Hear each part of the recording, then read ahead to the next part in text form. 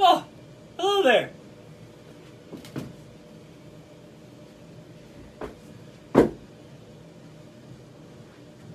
Alright, guys.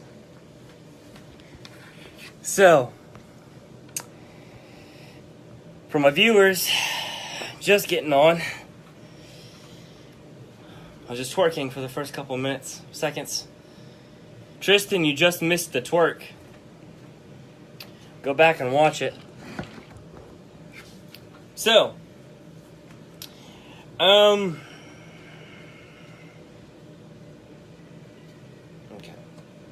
That's better. Alright. So, what I want to talk about today is keto. So, a keto diet, putting your body in ketosis, kind of going about understanding ketosis, things like that. I don't know if you guys see the same things that I see, but it's popping up on my news feed, and I have a lot of members coming to ask me about keto. So, I just want to talk about it. So, a ketogenic diet, or going keto, is referred to as eating real whole foods that are low in carbohydrates, all right? It's a very, very low-carb diet. It's keeps sugar and starchy foods to a minimum, while providing your body with the nutrition it needs through adequate protein and dietary fats. By eating this way, you literally change your metabolism. You change how your body works. So what I mean by metabolism is how your body processes food, okay? Shout out to Mark for showing me how to flip the camera so where things look normal. It's awesome. It's throwing me off, though. So it changes your metabolism to where your body is burning, instead of burning sugar for fuel, it's burning fat as the preferred fuel source.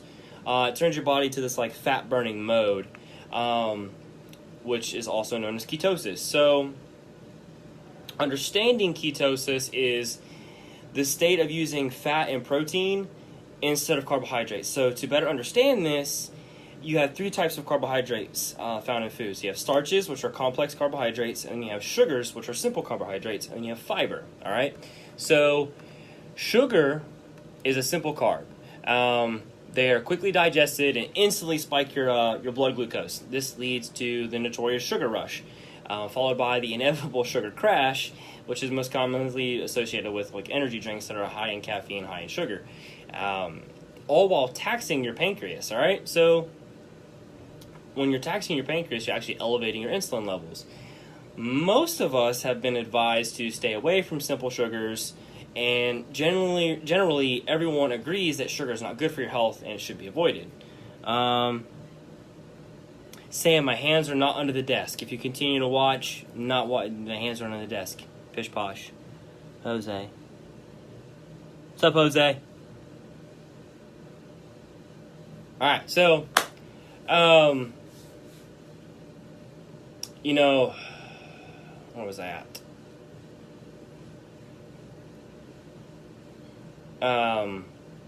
So with sugars, they can be also known as like your white sugars, your refined foods, your juices, your sweetened beverages. All those artificial colorings can also be sugars. So starches take a little bit longer for your body to digest because they're broken down into simple sugar first, leading into a slower rise in blood glucose levels. So, there you go. That's what I'm talking about, girl. Now, this delayed rise in blood sugar has led to belief that starches are good carbs in many other diets. However, the body actually treats sugars and starches very similar. So both must be avoided on a low-carb ketogenic diet. Your body prefers to burn glucose for energy when it is available. But when excess carbs are eaten, the body doesn't necessarily have the immediate use for all that glucose. So this triggers high levels of insulin, and which causes the body to store the extra energy as fat, glycogen. So high levels of insulin also prevent the release of fat from fat cells, and is linked to a host of other metabolic disorders. So breaking that down a little bit, when you're eating carbs, fats, and proteins, okay, your body's going to go for the carbs for energy first and store the fat. All right, so when you're putting your body into ketosis, you're generally making it to where it's solely dependent off that fat. Let's see. So foods that are going to be starchy carbohydrates are going to be your potatoes, your wheat bread, wheat pasta, rice, quinoa, corn, things like that. Now, fiber, on the other hand, is the only carbohydrate that does not impact blood sugar. All right, so a low-carb ketogenic diet encourages more fiber intake for this reason. So when consumed, dietary fiber is mostly passed through the digestive system instead of being broken down, contributing to a more digestive health rather than nutrition, if that makes any sense. Fiber keeps you regular, and it does not contribute to your total carb count. You can eat as much fiber as you want, and you should, on a low-carb ketogenic diet.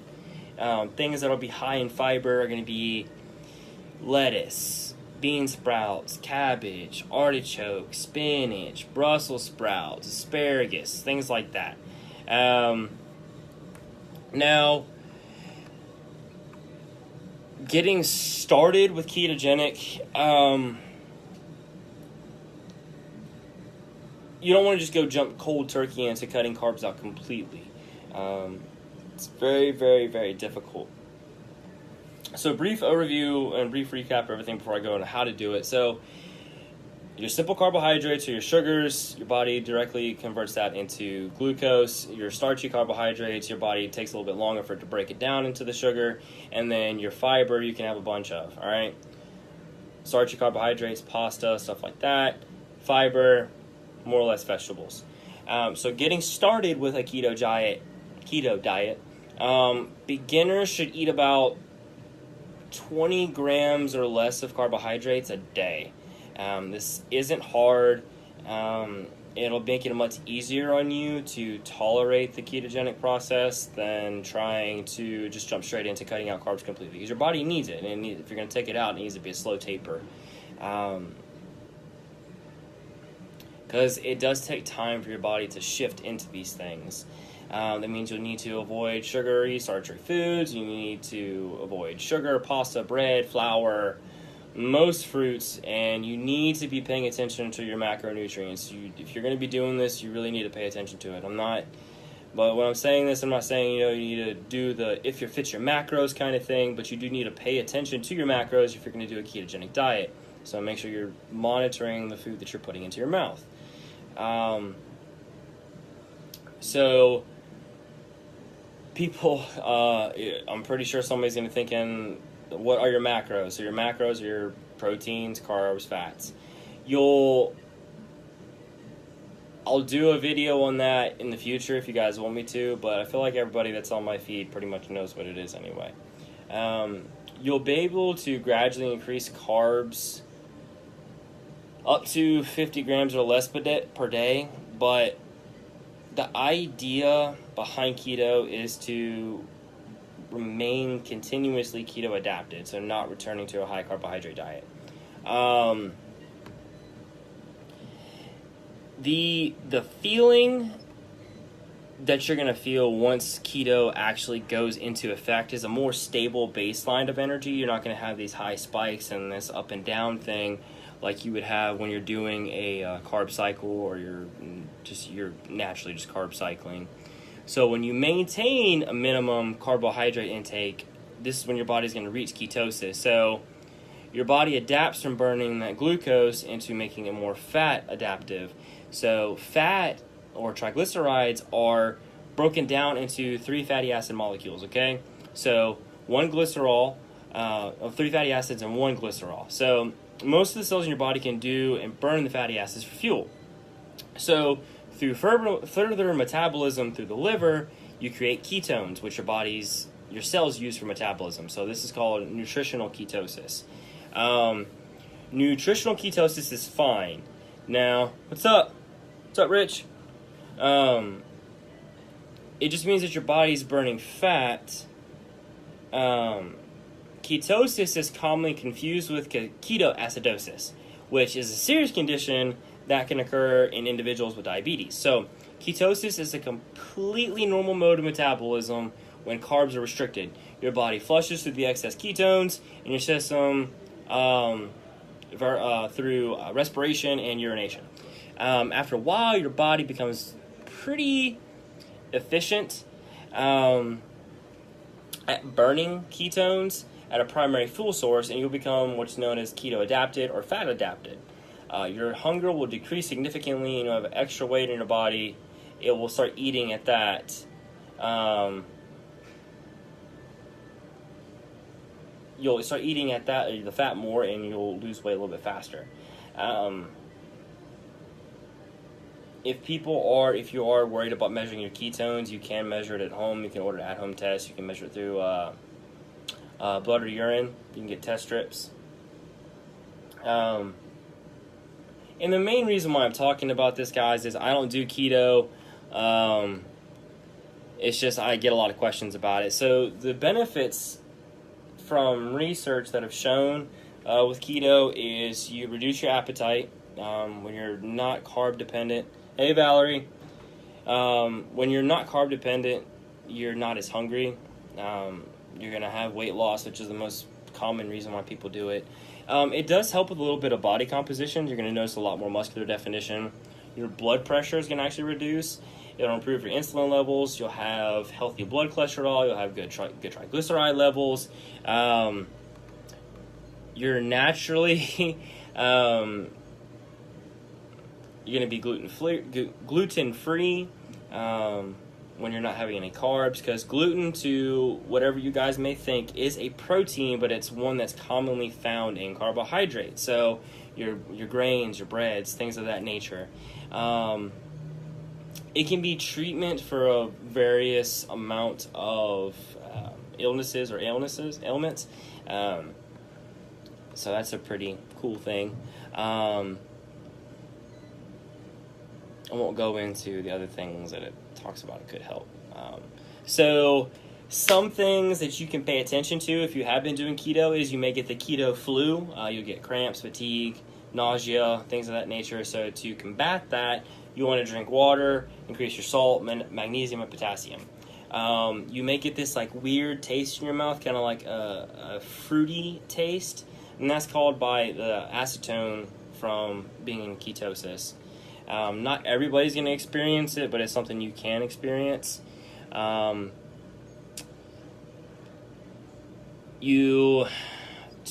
maintain that, you just make sure you brush your teeth often. What's up, Kevin? If you're not getting enough fiber, you need to introduce more vegetables, okay? Rich leafy greens, so spinach, broccoli. I know it's talking about no carbs, vegetables, you have carbs, but you do need your fiber. And like I said, you can eat as much fiber as you want. You eat as much leafy green vegetables as you want. So to combat that, just eat.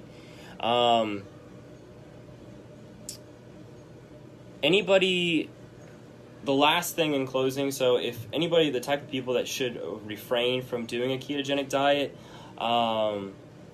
is anybody that has a pyruvic carboxylase deficiency, porphyria, impaired renal or kidney function, or a rare genetic disorder of fat metabolism. So if you have any of those conditions, keto diet probably isn't recommended for you. So in closing, the keto diet, all you're pretty much doing is making your body, instead of carb sufficient for using fuel, you're making your body use fat instead. It's not easy to do. It's a fad diet that's going on right now. It's picking back up again. You guys may notice the trainer who was an Anytime trainer that does the fit to fat to fit kind of thing. It's not easy to do, guys, but it does produce some good results. It's just hard to maintain. But that's pretty much everything that I have to say about the keto diet, like what it is, what it does, how it works, and everything like that. This will be on my YouTube, so if you guys aren't already watching it, it's David Gelb AF. You can go back and look at most of my videos are on here, or for friends on here, you can go back through on my albums and watch any of my videos. Guys, it's 7:26. Yeah, let people know, Robert. It is hard. It's 7:26. I got to get out of here. The motivational video, Wisdom Wednesday. Lendell had to leave, so tomorrow morning we're going to do it again. We're going to talk about a handful of things. What's the round number of carbs you should stand for a day? Ideally, Brian, before I leave, I'll answer your question. So, sorry guys, I was getting a phone call. So, before you start a keto diet, you should monitor your macronutrients, so pay attention to how many you're getting in, and then start slowly decreasing them by 20 grams until you get to the point where you're at a very, very low carb diet. That's what I would recommend. Again, guys, I am leaving. I'm getting out of here. So,